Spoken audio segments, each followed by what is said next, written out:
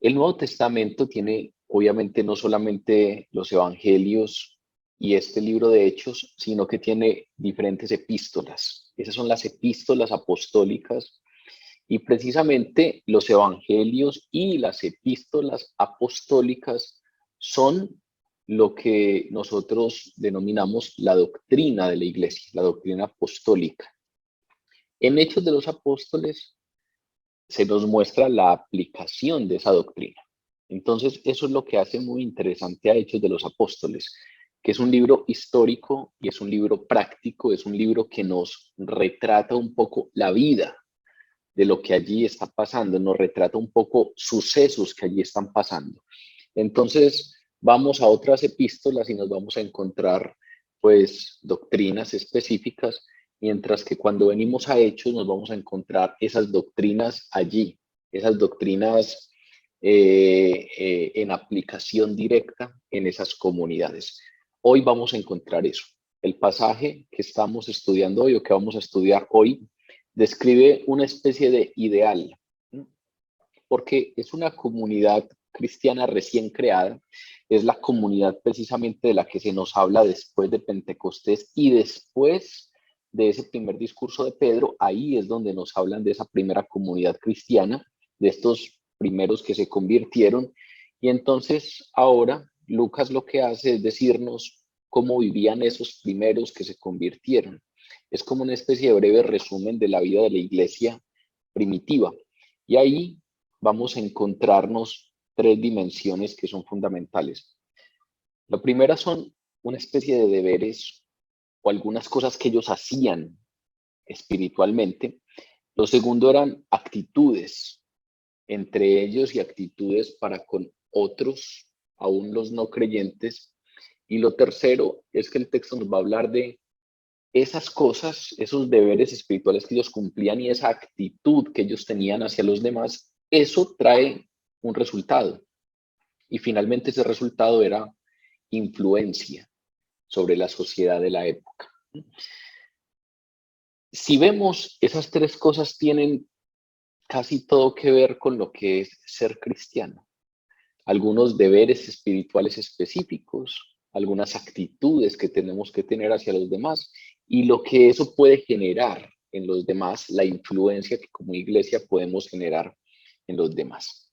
Vamos entonces a leer el texto de hoy. Vamos a basarnos en Hechos capítulo 2 de los versículos 42 al 47. Dice así: y perseveraban en la doctrina de los apóstoles, en la comunión unos con otros, en el partimiento del pan y en las oraciones. Y sobrevino temor a toda persona, y muchas maravillas y señales eran hechas por los apóstoles. Todos los que habían creído estaban juntos y tenían en común todas las cosas, y vendían sus propiedades y sus bienes y los repartían a todos según la necesidad de cada uno. Y perseveraban unánimes cada día en el templo y partiendo el pan en las casas y comían juntos con alegría y sencillez de corazón, alabando a Dios y teniendo favor en todo el pueblo. Y el Señor añadía cada día a la iglesia los que iban a ser salvos. Vamos entonces a comenzar a desglosar de aquí algunos elementos que me parece que son importantes para nuestra vida cristiana y para entender esto que nos quiere, que el Espíritu Santo nos dejó ahí plasmado a través de la escritura de Lucas. Cuando comenzamos a leer este texto, este fragmento de Hechos, lo primero que, con lo que empieza Lucas, o lo primero que resalta es que habían unos deberes específicos.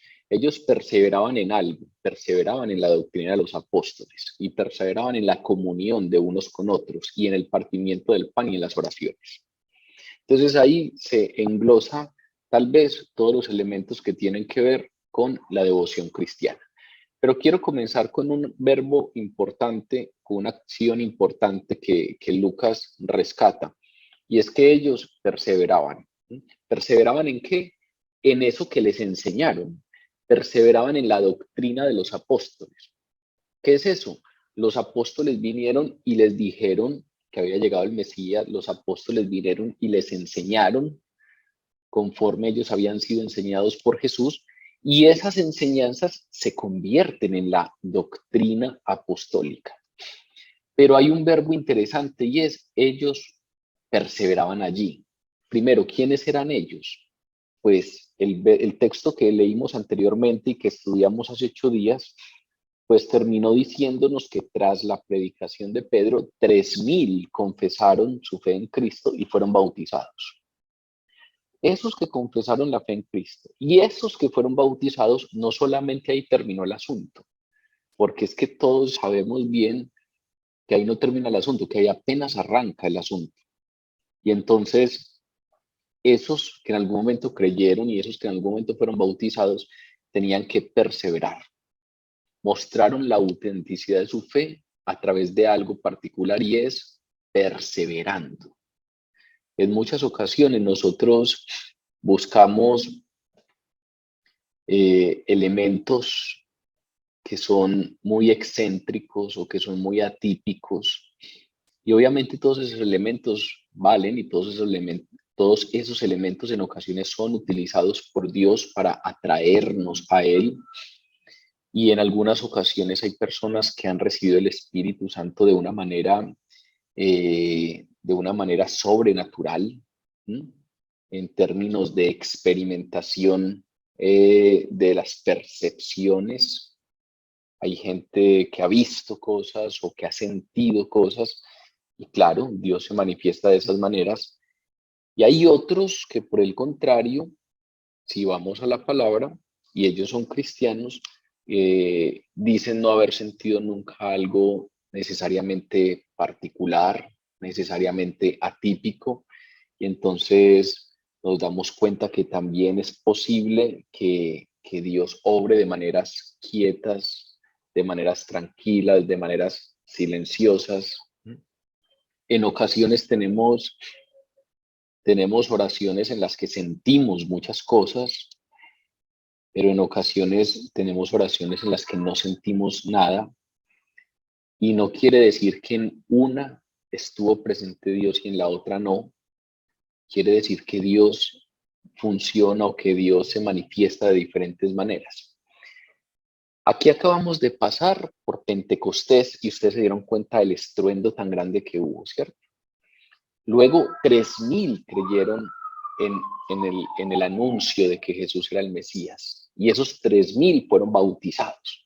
Ya nos damos cuenta de la inmensidad de eso, al punto que acordémonos de la pregunta de César finalizando el lunes pasado. ¿Y estos 3.000 dónde se bautizaron? ¿En dónde había agua para tanta gente? ¿O cómo alcanzó para que ese día entre unos cuantos apóstoles bautizaran a todo ese gentío? ¿Se fueron para un lago? ¿Se fueron para el río Jordán? ¿Qué pasó? Porque la cantidad de personas nos hace tener preguntas. Esos 3.000 son de los que se nos está hablando aquí. Pero vean que se nos habla de un asunto importante y es la autenticidad de lo que pasa. Y para allá van los comentarios que acabo de mencionar. A veces nosotros encontramos o queremos hallar autenticidad de nuestra fe en elementos que necesariamente se nos muestran sobrenaturales o se nos muestran atípicos o se nos muestran excéntricos, o queremos tener evidencia de que tenemos el Espíritu Santo a partir de sentir algo, de sentir una efusión que sensorialmente nos haga percibir una presencia. Y vuelvo y repito, en ocasiones se da, pero en ocasiones no. Y ahí es donde me parece interesante este texto, porque Lucas le parece interesante, al hablarnos de la primera comunidad cristiana, lo primero que nos dice es, y estos perseveraban. Es decir, la evidencia de la autenticidad de lo que acabó de pasar no es que todos sintieron lo mismo, ni que a todos se les manifestaron lenguas como de fuego, porque sabemos que de haber pasado, muy probablemente Lucas nos lo hubiera narrado. Lucas nos muestra algo algo grande cuando llegó ese Pentecostés a los apóstoles y a los que estaban allí reunidos en el aposento alto, pero no nos da mayores detalles de estos 3.000 que se convirtieron y fueron bautizados. Por eso nos quedan las dudas, ¿dónde fue ese bautismo? ¿Cómo se manifestó ese bautismo? ¿Recibieron ahí el Espíritu Santo de manera quieta o cómo fue el asunto?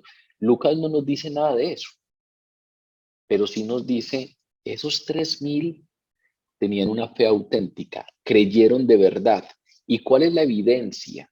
¿O cuál es el elemento que resalta Lucas para hablarnos de que efectivamente eso fue real?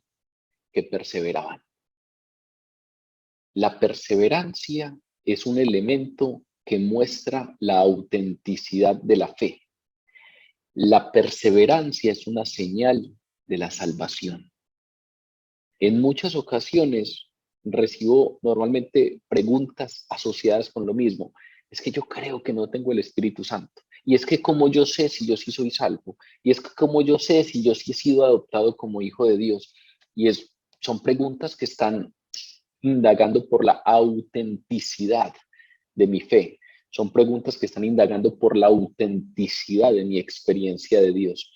Pues la palabra constantemente nos dice que una señal de la salvación, que una señal de la autenticidad de la fe es perseverar. Porque cuando se dan esas efusiones, porque cuando uno conoce, porque cuando uno siente emoción por lo que acaba de conocer, porque cuando uno le llega a eso, claro, es muy bacano, es muy bonito, pero ahí apenas empieza el asunto. Ahí arranca el asunto de perseverar. Y no lo está diciendo solo Lucas. Si nos vamos para el Evangelio, vamos a encontrar lo mismo. Juan 8:31 dice, si permanecen en mi palabra, serán verdaderamente mis discípulos. Es decir, la señal de que son verdaderos discípulos no es manifestaciones extrasensoriales, no es haber creído de una manera específica, porque algunos van a tener una experiencia de un tipo y otros de otra, pero lo que sí pareciera que en la palabra se nos pone como regla general es todos los verdaderos discípulos permanecen en la palabra de Jesús. La palabra de Jesús es la que luego los apóstoles proclamaban y llegó a ser conocida como la doctrina de los apóstoles. ¿En qué estaban perseverando estos 3.000 que se convirtieron? En la doctrina de los apóstoles, es decir, estaban perseverando en las palabras de Jesús, eran verdaderos discípulos. Es más, Juan, en su primera epístola, dice que esa misma señal la podemos entender de manera negativa. Es decir, que la señal de que no somos verdaderos discípulos es que no permanecemos. En la primera carta de Juan capítulo 2, versículo 19 dice así, salieron de nosotros, pero no eran de nosotros, porque si hubiesen sido de nosotros, habrían permanecido con nosotros, pero salieron para que se manifestase que no son de nosotros. Estaba hablando de los falsos maestros. Salieron de acá, de la iglesia, pero no eran de nosotros. ¿Cómo sabemos que desde el principio no eran de nosotros? Porque no permanecieron, porque los verdaderos discípulos permanecen. Entonces, aceptar las verdades del cristianismo, las verdades de las doctrinas del cristianismo, en principio parece fácil, pero resulta que es que usted y yo constantemente asumimos algo. Y eso que asumimos es que la mente humana acepta algo que es verdad o que considera verdad y consideramos que una vez que nosotros lo aceptemos como verdad, lo seguiremos automáticamente considerando como verdad. Y eso es falso. Eso no es así. Incluso la fe basada en la razón, la fe más estudiada o incluso la fe más relacionada con una experiencia fuerte, si acepta algo como verdad, no necesariamente lo va a seguir aceptando como verdad automáticamente. Y eso no solamente pasa con asuntos religiosos, eso pasa con todo. Lo que usted acepta como verdad en algún momento, no necesariamente lo sigue aceptando como verdad. Hay momentos en los que por algunas circunstancias vividas, por algunas emociones que vienen a nosotros, eh, esas cosas no parecen tan ciertas.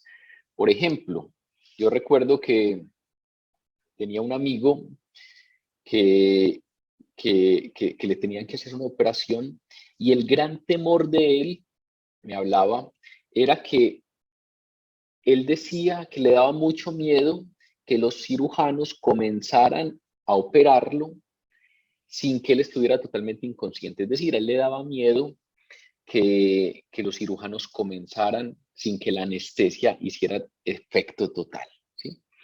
Y entonces a él le daba miedo de eso.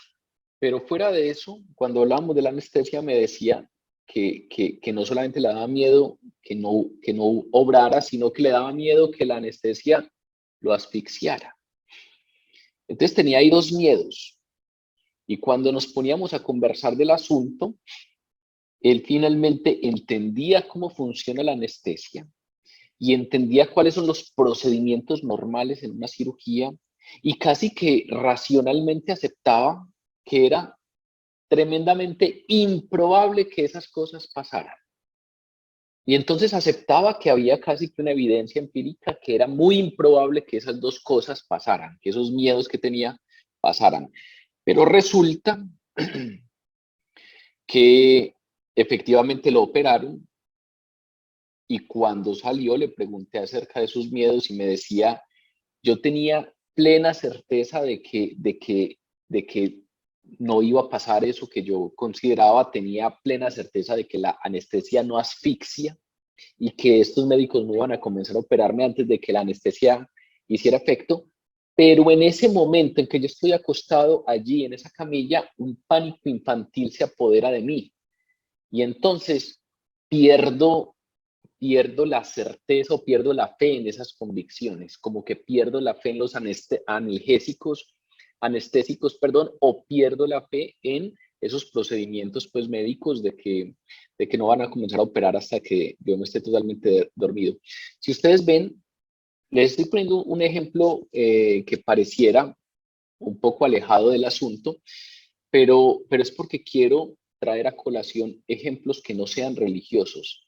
Lo que estaba pasando ahí con mi amigo es que no es que la razón lo estuviera despojando de su confianza en los anestésicos, es la imaginación y las emociones, y quiero hablar de eso. En algunos momentos usted puede estar totalmente seguro de algo, los anestésicos van a funcionar, eso normalmente funciona. Las estadísticas relacionadas con errores al respecto son muy bajas, pero en algunos momentos la imaginación nos juega malas paradas y las emociones, los miedos, las ansiedades nos juegan malas paradas. Y eso entonces nos hace que eso que consideramos verdad cambie. Nos pasa con verdades racionales y nos pasa con asuntos de convicciones emocionales. En muchas ocasiones, por ejemplo, uno ve que hay personas que ya saben que no deben confiar en otra. Ya se las ha hecho varias veces. Todos nosotros tenemos amigos y amigas que en algún momento han llegado con el corazón destrozado y nos han conversado de un dolor fuerte que tenían y casi que por esa experiencia vivida ya saben que no pueden fiarse de esa persona, pero resulta que es que les despierta emociones. Y en algún momento esas emociones les juegan una mala parada y a pesar de que saben racionalmente que no deben fiarse de esa persona, terminan otra vez confiando. Una persona que va a una clase de natación es muy probable que físicamente sepa que las personas pueden flotar en el agua, que no basta, no es necesario más que quedarse quieto y por la relación de densidad que hay, una persona flotará en el agua. Que que no es lo normal que se hunda si asume cierta postura. Puede tener evidencia, puede tener conocimiento de eso, puede tener datos específicos.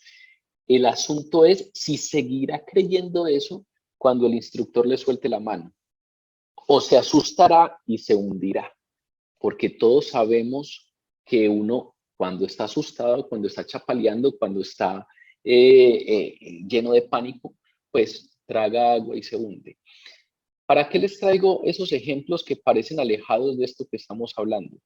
Porque me parece importante que asumamos una sentencia en este tema que estamos abordando, y es: nosotros no necesariamente seguimos considerando como verdad lo que en algún momento aceptamos como verdad. Eso no es automático. Usted cree hoy en el cristianismo, en las doctrinas del cristianismo, y automáticamente usted no va a seguir creyendo que eso es verdad dentro de 10 años. Así como no pasa con verdades físicas, así como no pasa con experiencias asociadas con la anestesia, como las que vimos, así como no pasa con experiencias asociadas con la natación. Normalmente no es automático eso de seguir considerando como verdad algo que en algún momento consideramos como verdad. Ahora, traigamos eso al cristianismo. Supongamos que a alguien se le presenta el evangelio y decide que efectivamente el peso de la evidencia está a favor del cristianismo. Eso fue lo que acabó de pasar en el texto pasado. Pedro vino y les predicó sobre Jesús y les mostró con el Antiguo Testamento que el Mesías habría de venir, que el Mesías habría de morir, habría de resucitar y que estaba sentado a la derecha del Padre, y les mostró evidencias, y finalmente estos 3,000 consideraron que efectivamente el peso de la evidencia estaba a favor de lo que decía Pedro y creyeron, ¿sí? Claro, hay muchas veces que creemos sin necesariamente tener una evidencia clara, porque algo pasa. Es una experiencia menos racional y más espiritual y emocional. Pero no estoy poniendo un ejemplo, no estoy pidiendo que el ejemplo esté asociado a una persona que crea sin evidencia. Incluso pongámosle evidencia. Alguien efectivamente, después de revisar la situación, considera que el peso de la evidencia está a favor del cristianismo. Yo puedo decirles lo que pasará en las próximas semanas de esa persona. Estamos hablando de una persona que acaba de creer en el cristianismo y acaba de considerar que es verdad y acaba de aceptar a Jesús como Mesías. Les puedo decir a todos lo que pasará en las semanas, en los meses y en los años siguientes de la vida de esa persona. Con toda seguridad, tarde o temprano va a llegar una mala noticia, va a llegar un problema, va a estar viviendo entre personas que no creen, va a estar rodeado de amigos, o algunos amigos, o muchos o pocos, que sean ateos, o va a haber cosas en la iglesia que lo van a desilusionar. Y de pronto, así como en la piscina las emociones y los miedos juegan una mala parada, y así como en la sala de cirugía las emociones juegan una mala parada, de pronto las emociones de uno se revelan y empiezan a bombardear su creencia. Eso lo sé por experiencia. En todos los años que yo como cristiano les podría confesar que han habido momentos en los que he considerado que todo este tema del cristianismo es muy improbable. Y muy seguramente es en momentos en donde las emociones se han revelado y han empezado a bombardear mi creencia. El contexto en el que me muevo, ustedes saben que yo soy profesor universitario, el contexto en el que me muevo es un contexto que constantemente bombardea mi creencia. En el ámbito académico suele, obviamente, ser visto como casi que una ingenuidad creer todavía en esos asuntos de la religión. La mayoría de personas que están en estos ámbitos se declaran ateos con orgullo, porque casi que se considera el ateísmo como cierto nivel de intelectualidad y en cambio el ser creyente como cierta ingenuidad. Entonces hay contextos que bombardean nuestras creencias. Hay momentos. He escuchado a personas hacerme esta pregunta, pero en ocasiones también me la he hecho yo. ¿Por qué a mí? ¿Por qué Dios en ocasiones pareciera funcionar para otros y no para mí? ¿O ha llegado el momento en el que he necesitado decir una mentira? ¿O ha llegado el momento en el que hemos necesitado o deseado tener sexo? ¿O se nos puede presentar una oportunidad en la que podemos ganar dinero extra de una manera no ética? Y entonces también hay otros momentos como estos en los que sería muy conveniente que el cristianismo no fuera verdad. Y entonces todas esas cosas juegan para que nuestras aspiraciones y deseos se rebelen y pongan en duda nuestras creencias. Si ustedes ven, no estoy hablando de razones auténticas contra el cristianismo. No estoy hablando de que alguien venga y nos demuestre que todo esto es una patraña, porque entre otras cosas hay evidencia fuerte a favor del cristianismo, testimonios nuestros y de muchas otras personas, evidencia arqueológica, evidencia geográfica, evidencia histórica, pero no estoy hablando de alguien que venga a contradecir esa evidencia. Estoy hablando simplemente de momentos en la vida en que tenemos cambios de humor, momentos en la vida en los que tenemos situaciones difíciles, momentos en la vida en la que estamos rodeados de cierto contexto que nos hace dudar. Y entonces se bombardean nuestras creencias.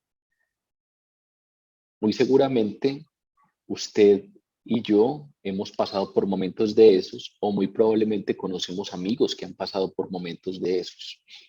Casi todos los amigos con los que yo conocí a Dios cuando salí de 11, casi todos los amigos que me rodeaban cuando conocimos juntos a Dios, casi todos tuvieron momentos fuertes de flaquear en su fe en la época universitaria. El contexto bombardeaba su fe. Hay otros a los que les flaquea la fe cuando tienen una tristeza grande, cuando pierden un familiar, cuando están en una quiebra económica, cuando están pidiendo por algo y resulta que como que Dios no responde. Pues son momentos precisamente en los que, si ustedes ven, no hay una evidencia clara en contra del cristianismo, son simplemente cambios de humor, son simplemente que las emociones se revelan y bombardean nuestra creencia. Ese parece ser un primer sentido fuerte de lo que es la fe. La fe no es solo creer, la fe es creer en tiempo continuo. La fe es aferrarse a lo que hemos aceptado como verdad, a pesar de nuestros cambios de ánimo, porque el ánimo cambiará. Lo sé por experiencia. Muy probablemente algunos de ustedes en este momento estén atravesando por periodos de esos. Y si no lo están experimentando ahora, muy seguramente lo van a experimentar, porque el ánimo cambia, porque no todos los días el asunto parece tan probable, porque no todos los días nuestras emociones se alinean con nuestras creencias. En ocasiones se rebelan contra ellas, porque hay momentos en los que estamos en contextos que bombardean la creencia, que estamos sintiendo y padeciendo cosas que bombardean nuestra creencia. La rebelión de nuestros estados de ánimos ocurrirá sí o sí. Es por eso, entonces, que es tan importante esta palabreja que utiliza Lucas. Es por eso tan importante que a Lucas, cuando nos va a hablar de todo lo que era la primera iglesia cristiana, es que vean que estamos hablando de una cosa inmensa. Lucas nos va a describir la primera comunidad cristiana y la primera característica que nos da es perseveraban, porque entonces la fe realmente tiene que ver es con un creer en tiempo continuo. La fe tiene que ver con no fluctuar en función de nuestros estados de ánimo, no fluctuar en función de las circunstancias, porque si no, nunca seremos honestos. No vamos a ser ni cristianos honestos ni ateos honestos.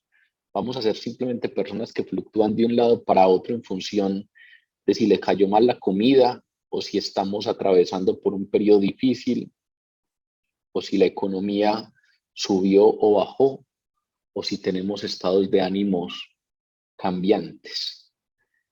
La palabra que utiliza Lucas es clara, perseverar. Y entonces la fe es un don dado por Dios, pero es un don que es necesario fortalecerlo. Y lo primero que uno tiene que hacer para fortalecer la fe es aceptar que los estados de ánimo cambian. Hay una palabra del Evangelio que a mí siempre me ha impactado. Ustedes recuerdan cuando, cuando los discípulos de Jesús le dijeron, aumentanos la fe, Señor, aumentanos la fe. Cuando yo me leí por primera vez el Evangelio de Lucas, este tal vez fue el texto que más me impactó. Ese texto en los que los discípulos le pedían a Jesús, aumentanos la fe. Y me impactó por el contexto en el que se lo dijeron. Lo voy a leer para que nos ayude a entender un poco este tema que estamos abordando. Lucas 17, 3, 6 dice, miren ustedes mismos, si tu hermano pecare contra ti, repréndele.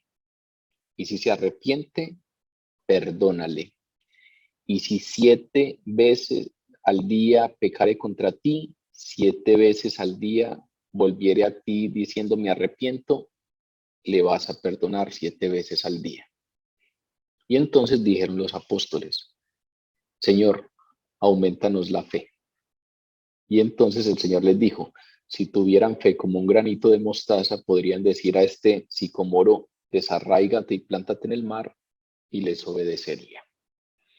Vean que ese pedacito que es tan sonado en nuestra iglesia de si tuvieran fe como un grano de mostaza, es precisamente la respuesta de Jesús a el Señor, aumentanos la fe.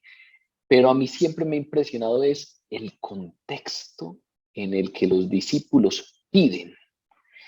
Es que los discípulos estuvieron enfrente de cosas muy jodidas. Y entonces uno ve a Jesús caminando en el agua y los discípulos no flaquearon en la fe y no dijeron, no, ese seguramente no es. Señor, aumentanos la fe para que nosotros podamos creer que tú caminas sobre el agua. No pasó. O la resurrección.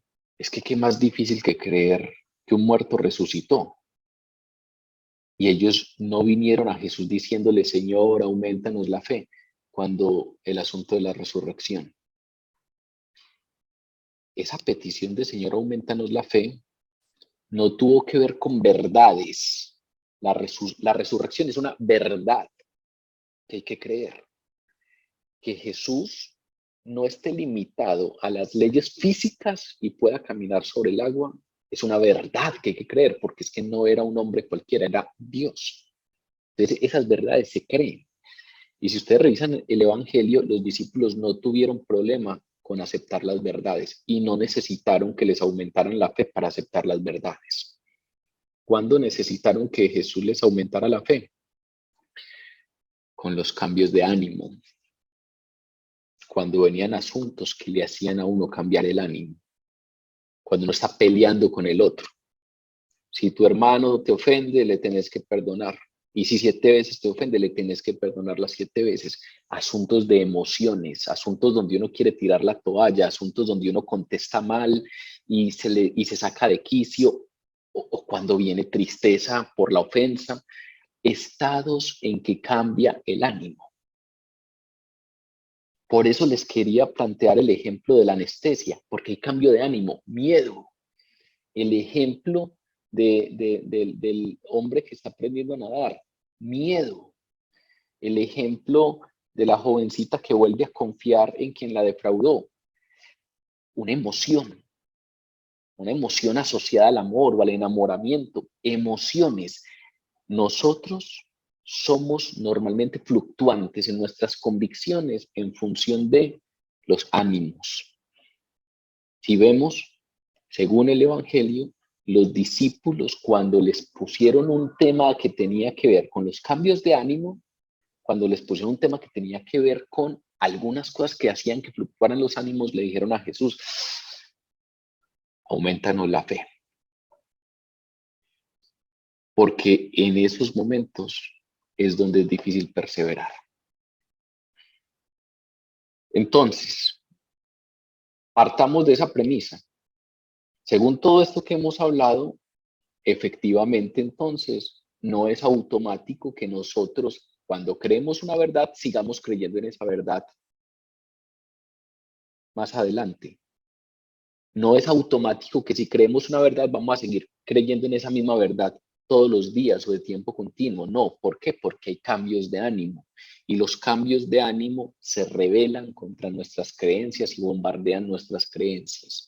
Entonces, si usted ha aceptado el cristianismo, si usted considera que esto del cristianismo es verdad, si usted considera que el Mesías que había de venir ya vino, si usted cree que usted no tiene ninguna posibilidad para salvarse por cuenta propia, porque es totalmente insolvente, porque a pesar de que usted se esfuerce, nunca logra cumplir a cabalidad la ley que Dios demanda y que por lo tanto usted lo que merece es la muerte y la separación eterna de Dios, pero que precisamente Dios envió a su único hijo para que muriera por nosotros.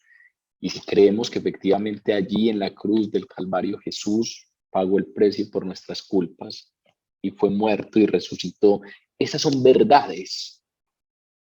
Si las creemos, pues tenemos que partir de una premisa y es, los estados de ánimo cambian y esas verdades las creemos hoy, pero es probable que no las creamos luego.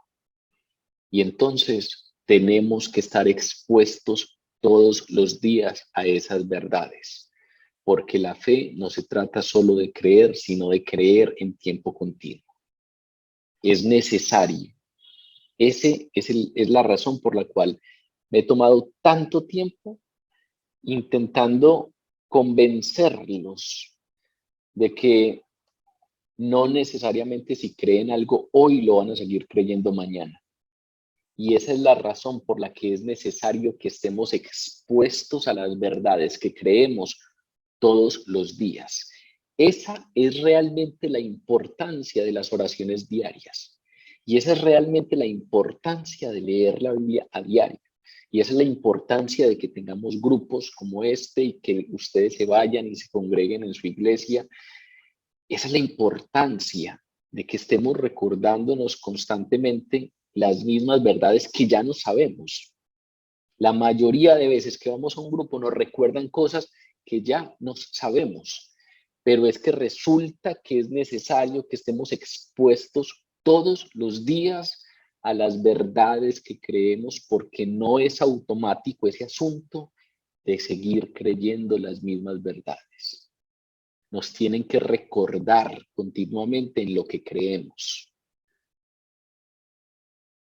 Ni esta ni ninguna otra creencia permanecerá automáticamente en la mente. Tiene que ser alimentada. Por eso Pablo decía, la fe viene por el oír y el oír la palabra de Dios. Y ya sabemos lo que es la fe. La fe no solamente creer, es creer de tiempo continuo. El oír constantemente la palabra de Dios es la fe, lo que nos permite no fluctuar en las verdades en las que creemos. Yo he conocido mucha gente que se ha alejado del cristianismo, que han estado mucho tiempo en grupos cristianos, en grupos de jóvenes, y muchos de ellos se han alejado del cristianismo. Y con muchos de ellos he hablado, y puedo decirle que hasta hoy ni uno solo me ha mencionado una supuesta invalidez con argumentos reales de su creencia. Ninguno de ellos ha tenido un argumento real en contra de la evidencia del cristianismo. Simplemente se van apartando de la fe. Simplemente tienen una acción de enfriamiento. Simplemente dejaron de alimentar una verdad en la que creían y cuando menos pensaron estaban muy alejados de esas verdades. Lo primero que plantea Lucas acá es perseverar, es la característica básica de la iglesia cristiana. Los verdaderos creyentes perseveran. Ahora, nos va a dar algunas pistas de cómo estos perseveraban. Y entonces continúa diciéndonos que ellos perseveraban en la doctrina de los apóstoles. La doctrina de los apóstoles precisamente eran esas cartas que los apóstoles enviaban o que los apóstoles fueron y predicaron allá y se recordaban unos a otros esa doctrina de los apóstoles, que es lo que hoy conocemos como el Nuevo Testamento. Entonces constantemente perseveraban en la doctrina de los apóstoles. ¿Qué es eso? Volver constantemente a releer las cartas, volver otra vez a recordar el sermón que les dio el apóstol cuando fue a la iglesia. Constantemente volvían a esa doctrina del Nuevo Testamento. Entonces, lo primero que podríamos rescatar ahí es que era una comunidad que volvía a sus verdades doctrinales, que constantemente estaba rumiando y rumiando esas verdades doctrinales. Porque hay verdades y hay principios de vida que la iglesia debe vivir, pero los creyentes no somos capaces de funcionar basados en principios que no hemos aprendido. Tenemos que estar constantemente escudriñándolos.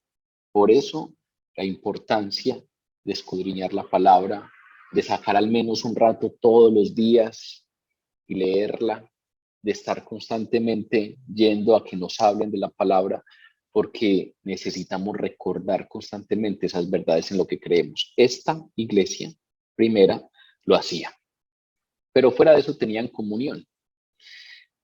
La tercera parte de ese versículo 42 nos dice que era una iglesia de comunión. La comunión es un deber espiritual de los creyentes y a través de la comunión lo que hacemos es estimularnos a la fidelidad y a la santidad. Aquí, por ejemplo, ahí veo a Alejandra Arroyave. Aleja es una compañera de una coinonía.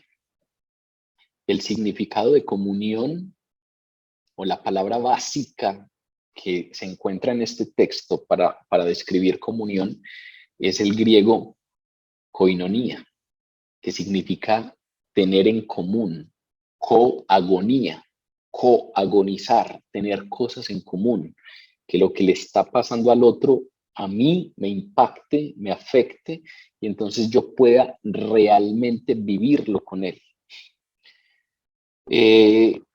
Yo no recuerdo exactamente cuántos años son, pero sé que ya van más de 15 años en que nos hemos reunido en esa coinonía. Y con toda seguridad, muchos hemos pasado por momentos de dificultades, incluso espirituales, y el tener esos amigos en la fe ahí cerca nos ha permitido no enfriarnos, no alejarnos, y eso es lo que nos dice aquí Lucas, que pasaba en esta comunidad. Era una comunidad que perseveraba en la doctrina de los apóstoles y en la comunión. Y entonces era una comunidad en la cual tenían en que apoyarse. La Biblia no contempla la vida cristiana como algo que se lleve aparte de otros creyentes. Es necesario no tener ahí apoyo. ¿Por qué? Porque volvemos a la misma sentencia con la que empezamos. Los estados de ánimo van a cambiar. Va a llegar el momento en el que usted, muy probablemente por algo que está viviendo, no vea esto tan probable o no sea tan fácil leer la palabra, no sea tan fácil orar. Entonces es ahí en donde es importante tener un contexto, así como hay contextos académicos, universitarios, artísticos que a uno lo separan de su creencia, hay otros contextos que lo acercan. La comunidad precisamente es eso, es un grupo de quienes creen lo mismo que yo y me estimulan a tener una vida santa, a tener una vida en fidelidad a Dios. Era una iglesia que no solamente se reunían a conversar y ya, sino que era una iglesia que estaba centrada en Jesús. Porque también dice aquí Lucas que perseveraban en la doctrina de los apóstoles, en la comunión y en el partimiento del pan. El partimiento del pan es precisamente ese, ese sacramento que les planteó Jesús, ese hábito que les pidió que tuvieran. Hagan esto en memoria mía, es constantemente estar haciéndolo, es constantemente estar repitiéndolo, porque precisamente ese partimiento del pan es una referencia a la celebración de la cena del Señor, en la que Él con sus discípulos les reveló lo que habría de pasar. Este es mi cuerpo, esta es mi sangre, va a ser entregada por ustedes. Hagan esto en memoria mía. Lo cual no quiere decir que no es, lo cual quiere decir que no es opcional. Es una orden que se nos dio a todos los creyentes y es una de las cosas que hacían estos primeros cristianos, estar en comunión, y obviamente parte de esa comunión era estar en el partimiento del pan. Pero fuera de eso perseveraban en las oraciones. Estaban constantemente orando. No solamente, seguramente no solo oraciones individuales, sino que también habían oraciones grupales. Hoy muy seguramente sabemos que una de las cosas que más descuidadas tenemos en la iglesia es la oración. Gran parte de la debilidad de la iglesia contemporánea muy seguramente se debe a que hemos descuidado la oración, a que cuando hacemos ciertos momentos culturales en la iglesia, atraemos gente y la gente va. Cuando hacemos ciertos momentos de expresiones artísticas y de música, a la gente le gusta, pero no necesariamente pasa lo mismo cuando son momentos de oración. Esta iglesia oraba. Hay un mandato en la Biblia y es oren en todo tiempo. Esta oraba. Ahí creo que está el inicio de Lucas para contarnos en qué se basaba todo lo que nos va a contar después. Vean que lo que más importante le parece a Lucas es que esta iglesia perseveraba. No solamente se quedó con el día de Pentecostés.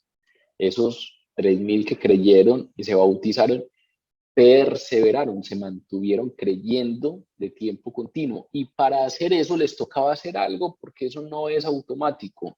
Les tocaba estar escudriñando la doctrina de los apóstoles, estar escudriñando lo que les habían enseñado, las verdades en las que creían. Les tocaba estar reuniéndose con gente que creyera lo mismo que ellos. Les tocaba estar recordando el sacrificio de Jesús en la cruz del Calvario, que es precisamente a lo que nos lleva el partimiento del pan, y necesitaban estar constantemente orando. Esos son deberes básicos del cristianismo y son los deberes que resalta Lucas al respecto de esta primera iglesia. En función de ello, venían ciertas cosas. En función de ello, ellos tenían cierto carácter. Hacer esas cosas da cierto carácter. Y entonces Lucas procede a hablarnos del carácter de esa iglesia. Los versículos 43 al 47 dicen: y sobrevino temor a toda persona, y muchas maravillas y señales eran hechas por los apóstoles. Todos los que habían creído estaban juntos y tenían en común todas las cosas, y vendían sus propiedades y sus bienes y los repartían a todos según la necesidad de cada uno, y perseverando unánimes cada día en el templo y partiendo el pan en las casas, comían juntos con alegría y sencillez de corazón, alabando a Dios. Eso es lo que hacían. Esos deberes espirituales con los que cumplían generan o producen un carácter espiritual. Y Lucas aquí podríamos resumir eso en 4 aspectos del carácter de la primera iglesia. La primera el primer aspecto, que es un aspecto que a veces sorprende un poco, y era una iglesia que inspiraba temor y sobrevino temor a cada persona. Esa palabra temor es phobos. Phobos es una palabra griega que no habla de cualquier miedo, no está hablando de una intimidación humana. Phobos era una palabra o es una palabra que se utilizaba en el griego antiguo relacionado con el miedo sagrado, el miedo relacionado con la sensación de una presencia divina, ese miedo que produce reverencia, ese miedo del que nos habla en el Antiguo Testamento cuando el pueblo de Israel estaba en el desierto y escuchaban la voz de Dios, y la voz de Dios se escuchaba de tal manera que a ellos les generaba temor, y entonces iban y le decían a Moisés, no, que no nos hable, que no nos hable nosotros, más bien ve tú y habla con él y tú vienes y nos cuentas. Eso que se siente cuando estamos convencidos de que estamos en presencia de algo que nos excede.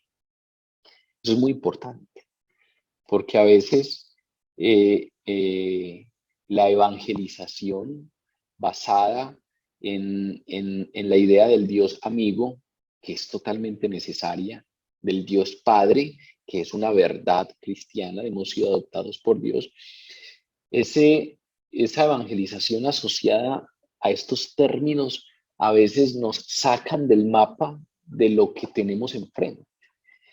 Y es que a pesar de que sea nuestro Padre, es Dios, a pesar de que no sea nuestro Padre, es el creador del universo, es algo que nos excede, que aquí intentamos aprender algunas cositas de él, pero es algo que nos excede completamente. El temor reverencial. El temor reverencial que se tiene cuando se tiene conciencia delante de quién estoy. La iglesia del primer siglo, los que perseveraban en la doctrina de los apóstoles, en el partimiento del pan, en la comunión y en la oración, inspiraban temor de ese, phobos, temor sagrado. Ustedes recuerdan una historia que la vamos a estudiar más adelante, está en el capítulo 5 de Hechos, cuando Ananías y Zafira quieren engañar al Espíritu Santo y caen muertos ahí delante de todos. Dice la palabra que a toda la iglesia le sobrevino un gran temor, y utiliza la misma palabra, phobos. Es ese temor que uno dice, ay, bueno, con esto no puedo jugar, es un asunto sagrado. Pues la vida de la primera iglesia era una vida genuina y espiritualmente poderosa, al punto de que toda persona dentro, seguramente, y seguramente también fuera de la iglesia, todos tenían temor. Les sobrevenía un gran temor, pero de este tipo. No estaban sobrecogidos debido a que tuviéramos grandes edificios, debido a que creyéramos que es una institución con gran poder jerárquico. No, la gente estaba sobrecogida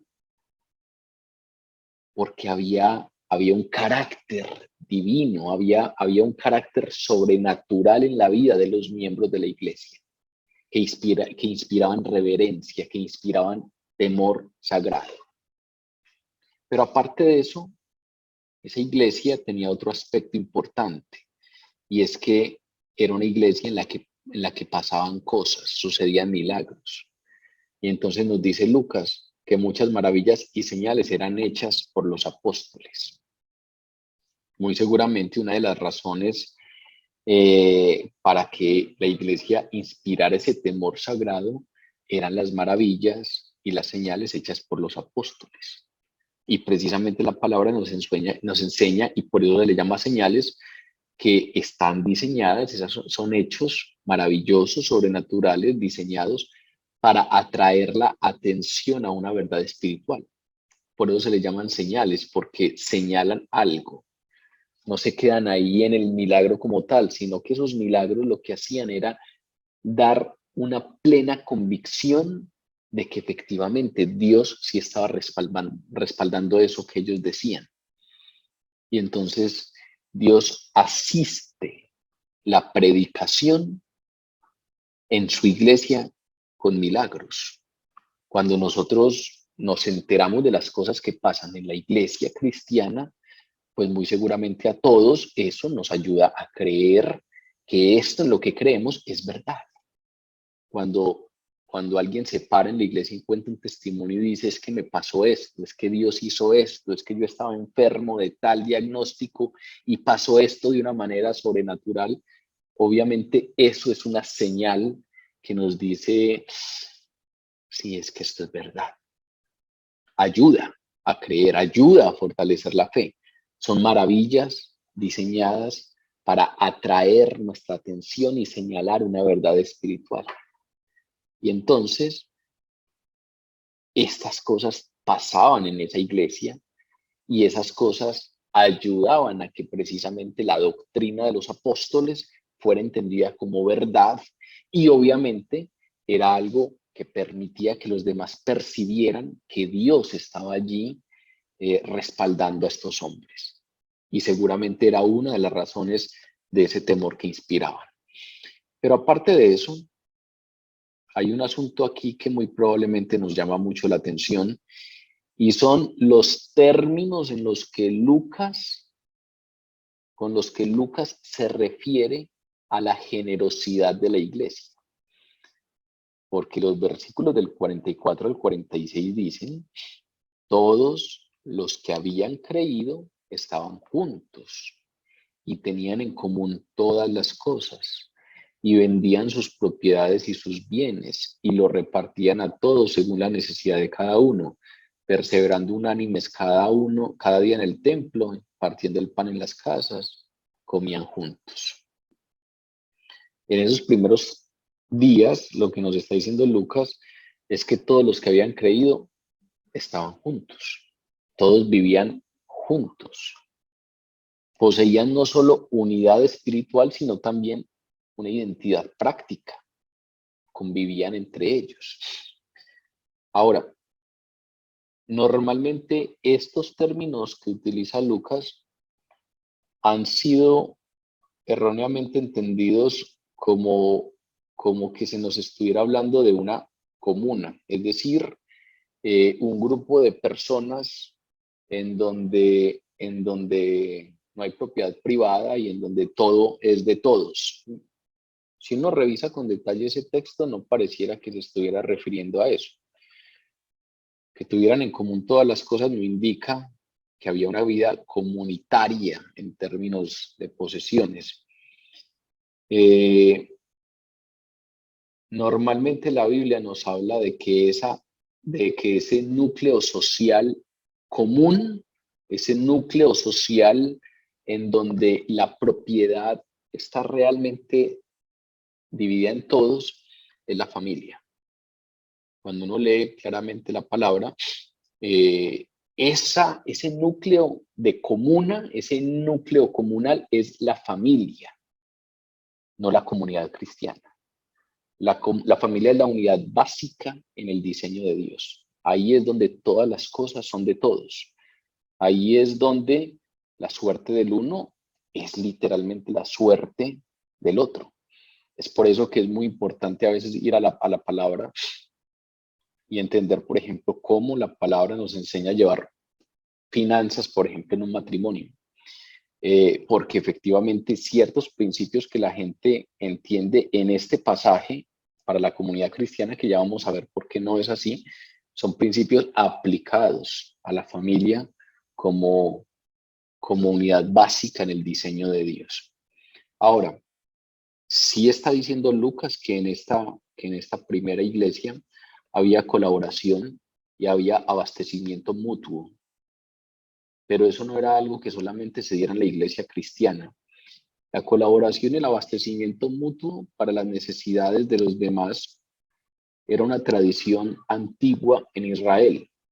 Es más, hemos hablado constantemente de que en Israel habían sobre todo 3 grandes fiestas. Habían otras, pero habían 3 grandes fiestas, 3 fiestas principales. Y en esas fiestas venían muchos de otros lugares a visitar Jerusalén, porque en Jerusalén es que estaba el templo y en Jerusalén era que se celebraba esa fiesta. Y entonces venían muchas personas y las posadas solían no dar abasto para todo ese gentío que llegaba a Jerusalén.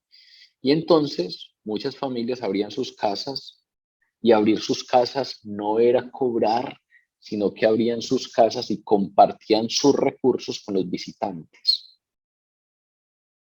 Muchos miembros de esta iglesia de la que nos está hablando en este momento Lucas eran esos. Muchos miembros de esta primera iglesia eran peregrinos, no se nos puede olvidar de dónde venimos en el texto. En el texto se nos ha hablado de que hay un montón de gente peregrina que llegó a Jerusalén a celebrar una de esas fiestas importantes que es Pentecostés. Es más, tan claramente eran peregrinos que les oían hablar a los apóstoles, después de que llegó el Espíritu Santo, les oían hablar en sus propias lenguas, porque era gente que venía de la dispersión, de la diáspora judía, de otros lugares, y había venido a Jerusalén a celebrar el Pentecostés. Entonces, muchos de estos 3.000, muchos miembros de esta primera comunidad cristiana de la que nos está hablando Lucas, eran peregrinos que conocieron el cristianismo mientras visitaron a Jerusalén para la fiesta de Pentecostés. Y ahora se quedaron a vivir ahí, porque según lo que nos está diciendo Lucas, todos estos vivían juntos, se quedaron ahí a ser parte de la nueva obra de Dios.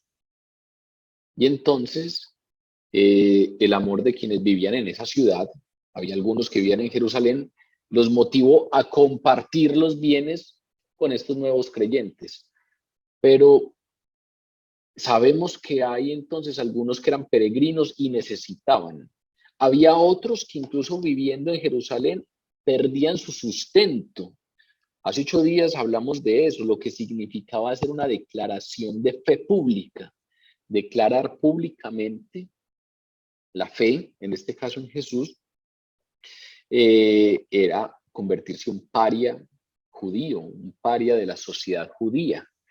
Entonces muy probablemente algunos de ellos eran rechazados. Algunos de ellos habían perdido su sustento, su trabajo cuando hicieron la profesión de fe.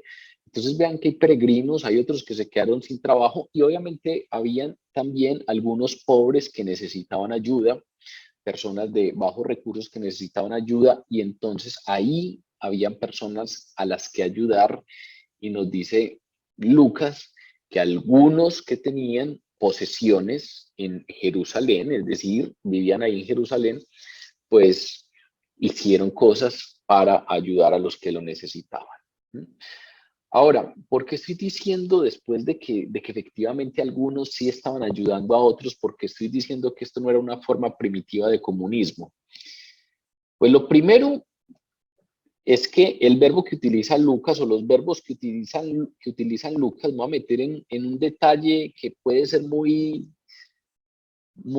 técnico, pero para mí es importante, y es que los tiempos verbales que utiliza Lucas son tiempos que muestran una acción continua en el pasado, pero una acción continua. No solamente en el castellano, sino el tiempo de los verbos griegos originales hablan de una acción continua. En castellano los traducimos como vendían, repartían, ¿sí? No es que vendieron todo y ahora todo es de todos, no. Ellos constantemente vendían. Cuando alguien tenía una necesidad y todavía tengo tal cosa, la vendía y ayudaba. Pero dentro de 6 meses llegaron otros que tenían cierta necesidad y vendían. Y era una acción continua de estar ayudando. En ningún momento vendieron todo, ni juntaron todo lo vendido en una olla común. Entonces no estamos hablando de una forma primitiva de comunismo. Es más, tal principio, tal idea de esa idea primitiva de comunismo, obvia una responsabilidad que está latente en el Nuevo Testamento. Cuando vamos, por ejemplo, a la primera carta de Corintios, en el capítulo 16, se nos habla de que cada uno de los cristianos tenemos la responsabilidad de darle al otro, de dar a los demás, de ser generosos en respuesta a la incitación del Espíritu Santo. En 1 Corintios se nos dice que cada uno dé en respuesta de la incitación del Espíritu Santo, según lo que el Espíritu Santo le dicte. Entonces, obviamente, ese asunto de dar no tiene que ver con una imposición de poner todo en común, en una olla común, sino que tiene que ver con la incitación del Espíritu Santo, lo que el Espíritu Santo está provocando en algunos que tenían para que vendieran algunas cosas y ayudaran a otros. Es más, en este mismo texto, si nos vamos al versículo 46, si ustedes leen ahí el versículo 46 de lo que estamos estudiando, ese versículo nos clarifica la idea de que las personas de esa comunidad todavía tenían casas. Es que cada uno tenía su casa. Lo que sucedió aquí es que entonces ellos iban vendiendo propiedades personales según las necesidades de los demás. Una señal de inmensa generosidad. Una señal de que precisamente habían encontrado que no es en esas riquezas en donde se hallaba la fortuna, sino que habían encontrado algo que es mucho más grande y ahora no tenían ningún problema en dar con generosidad. Daban dinero, daban bienes que tenían. Si ustedes revisan, por ejemplo, ese texto que vamos a estudiar más adelante, de la historia de Ananías y Zafira, cuando Pedro está hablando con Ananías, con la esposa, con el esposo, le dice, ¿por qué estás engañando al Espíritu Santo? Simplemente te hubieras quedado con eso. No tenías por qué engañar. Cuando uno revisa las palabras de Pedro a Ananías, se da cuenta que la venta de posesiones era voluntaria, era puramente voluntaria. Ananías y Zafira pecaron no por negarse a compartir sus posesiones, pecaron por mentir al Espíritu Santo. Entonces, aquí no se nos está hablando de un lugar en donde todos tenían todo en común en términos de que había una olla común. Se nos está hablando de una comunidad que tiene un rasgo en su carácter y es la generosidad. La generosidad debería ser algo intrínseco en los cristianos. No tendrían que hablarnos tanto de si das el diezmo, se te prosperará. No tendrían que hablarnos tanto de esas cuentas de que si damos, recibiremos. Tendría que ser un aspecto básico de nuestro carácter. Y así lo plantea precisamente el carácter de la primera iglesia. Estos cada día perseveraban unánimes en el templo, pero no solamente esos momentos de hermandad se limitaban al templo, sino que también partían el pan en las casas, comían juntos con alegría y sencillez del corazón, y entonces eran precisamente una iglesia que tenía un carácter específico, que tenía un carácter asociado a inspirar temor, a una iglesia milagrosa, a una iglesia generosa, no solamente con vender para dar a los demás, sino porque comían juntos, porque estaban juntos, porque se ayudaban unos a otros, porque compartían tiempo juntos, pero fuera de eso era una iglesia alegre. Los versículos 46 y 47 dicen que todo eso lo hacían con alegría y sencillez de corazón. Es interesante que Lucas, precisamente uno de esos rasgos que ponga sea la alegría. Cuando históricamente a la mayoría de personas, cuando se les habla de religión, suelen relacionarlo con algo aburrido, con algo lúgubre, con algo en donde precisamente las demostraciones de alegría no necesariamente son bien recibidas. Aquí al parecer había un gozo particular que tenían, que hacía que todo eso que hacían, lo hacían con alegría. Y finalmente, Lucas nos dice que todo eso tenía una influencia, que todo eso de lo que acaba de hablarnos tenía una influencia particular. Y esa influencia era que generaban un efecto en los demás. El último versículo, la última parte del versículo 47 dice, y teniendo favor con todo el pueblo, es decir, tenían el favor de todo el pueblo. Y el Señor añadía cada día a la iglesia los que habían de ser salvos. Dos características, dos cosas, dos efectos que tenían en la sociedad. Lo primero es que se ganaban el favor de la gente.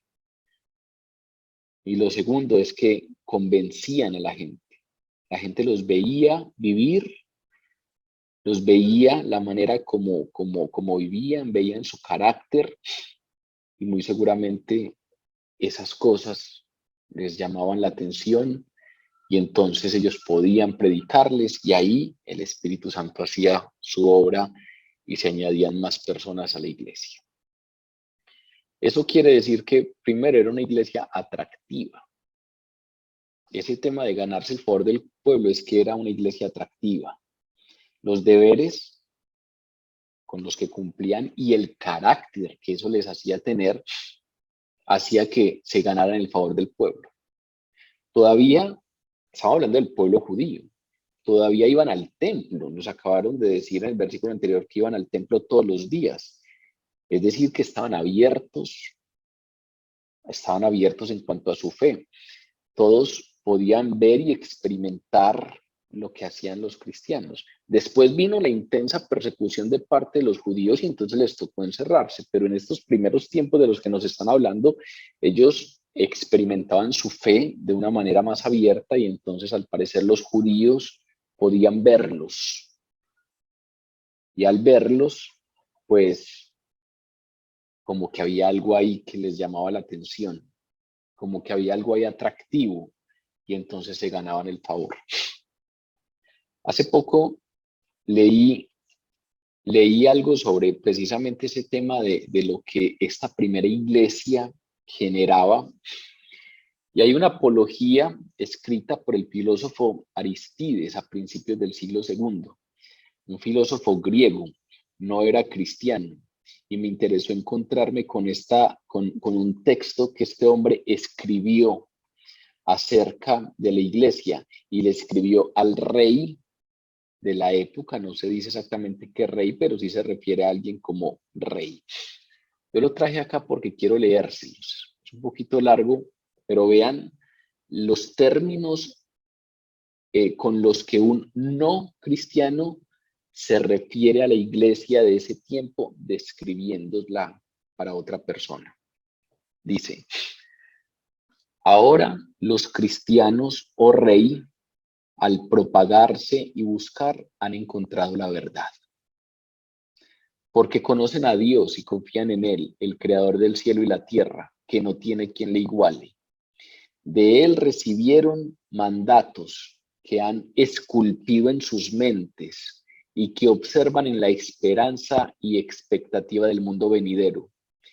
Es por eso que no adulteran, ni cometen inmoralidad, no dan falso testimonio, no malversan, ni codician lo que no les pertenece, honran a padre y madre, hacen bien a sus prójimos, cada vez que deben juzgar lo hacen rectamente, no adoran ningún ídolo hecho a imagen humana, no hacen a los demás lo que no quieren que les hagan y no comen nada sacrificado a los ídolos, a quienes los oprimen, los exhortan y convierten en sus amigos. Hacen bien a sus enemigos. Sus esposas, oh rey, son puras como vírgenes y sus hijas son modestas. Sus hombres se abstienen de todo contacto sexual ilícito y de impureza, en espera de la recompensa que ha de venir en el otro mundo. En cuanto a sus siervos y sus siervas, con sus hijos, si los hay, los persuaden a volverse cristianos. Y cuando los logran hacer cristianos, los llaman a todos hermanos sin distinción alguna. Se niegan a adorar a dioses extraños y siguen su camino con toda humildad y alegría. No existe falsedad entre ellos, se aman unos a otros, no se olvidan de las necesidades de los que no tienen, ayudan a la viuda, rescatan al huérfano de las personas violentas. El que tiene provee al que no tiene, de buena gana y sin jactarse. Cuando los cristianos encuentran a un extranjero, lo llevan a sus casas y se regocijan por él como por un verdadero hermano. No llaman hermanos solo a quienes están ligados por razones de sangre, sino a quienes están hermanados según el Espíritu y en Dios. Cuando uno de sus pobres se va del mundo, cada uno provee para su sepultura según su capacidad. Si oyen que alguno de sus miembros está preso u oprimido por causa del nombre del Mesías, todos proveen para el afectado, y si es posible redimirlo, lo liberan. Si hallan pobreza en medio de ellos y no han guardado alimentos, ayunan 2 o 3 días a fin de poder suplir las necesidades de los desprovistos. Observan escrupulosamente los mandamientos de su Mesías, viviendo de manera sincera y sobria, como les ordena el Señor su Dios. Cada mañana y a cada hora alaban y agradecen a Dios por la bondad que les prodiga, y agradecen por los alimentos, y agradecen por lo que beben. Si alguna persona justa muere entre ellos, se regocijan y agradecen a Dios y escoltan el cuerpo como si lo estuvieran pasando de un lugar a otro cercano. Cuando les nace un niño, alaban a Dios. Si muere en la infancia, le agradecen más a Dios como por alguien que ha pasado por el mundo sin pecado. Pero si uno de ellos muere en su iniquidad o en sus pecados, se lamentan con amargura y tristeza como quien está a punto de cumplir su condena. Tal, oh Rey, es el mandamiento dado a los cristianos, y tal es su conducta. Si ustedes ven, según esto que escribe un no cristiano, recuerden que esto lo escribió el filósofo Aristides. Al parecer, el rey le manda hacer un reporte de lo que él ve en la iglesia cristiana. Y si esto lo escribió este tipo con respecto a la iglesia cristiana, no es de extrañar que fuera una iglesia atractiva. No es de extrañar que despertara admiración en los demás, aún en los no cristianos, aún en los que profesaban otra fe, porque tenían claro cuáles eran sus deberes espirituales para perseverar, y lo hacían de tal manera que eso les daba un carácter, y ese carácter les hacía comportarse de cierta manera que tenían influencia, efecto sobre los demás. El último efecto es que era una iglesia creciente. El Señor añadía cada día a la iglesia los que iban a ser salvos. Es decir, la evangelización en aquella iglesia era eficaz. El Señor añadía cada día más personas a esa iglesia, que eran los que iban a ser salvos. Como ven, Lucas aquí nos ha hablado de la devoción adecuada. Nos ha dicho cuáles eran los rasgos devocionales de la primera iglesia. Era una iglesia que tenía claro que no se persevera automáticamente, que las verdades que uno cree no van a estar ahí automáticamente siempre en la mente como certezas, que hay que alimentarlas. Y entonces estos perseveraban, constantemente iban a la doctrina de los apóstoles, constantemente oraban, constantemente se reunían en comunidad y partían el pan. Y esa devoción adecuada, que implica tener claras las verdades doctrinales, implica tener relación con Dios, implica compartir con los demás. Esa devoción adecuada, pues, produce un carácter específico, produce que haya gente que perciba a Dios en ellos, y por eso ese temor reverencial del que nos habla Lucas. Pero aparte de eso, que cosas pasen en esa iglesia, las maravillas de Dios, y aparte de eso, la generosidad, y aparte de eso, la alegría. Si ustedes ven eso que escribió Aristides, ahí se ve por todas partes generosidad, ahí se ve por todas partes una conducta adecuada, ahí se ve por todas partes alegría, ahí se ve por todas partes no jactancia, ahí se ve por todas partes un estilo de vida específico que es producto de esa devoción adecuada que nos acaba de mencionar Lucas. Y finalmente, claro, ese estilo de vida produce un efecto. Y el efecto que produce es que aún los no cristianos los miraban y sabían, se sentían atraídos, sabían que ahí había algo distinto. Se ganaban el favor de todos y eran eficaces en su predicación porque cada día se añadían más personas. Ese es el panorama que nos plantea Lucas de la primera iglesia, de la iglesia del primer siglo. Una iglesia que se está apenas conformando, una iglesia que vivía junta y una iglesia que entonces tenía unas devociones particulares, unos deberes espirituales con los que cumplían.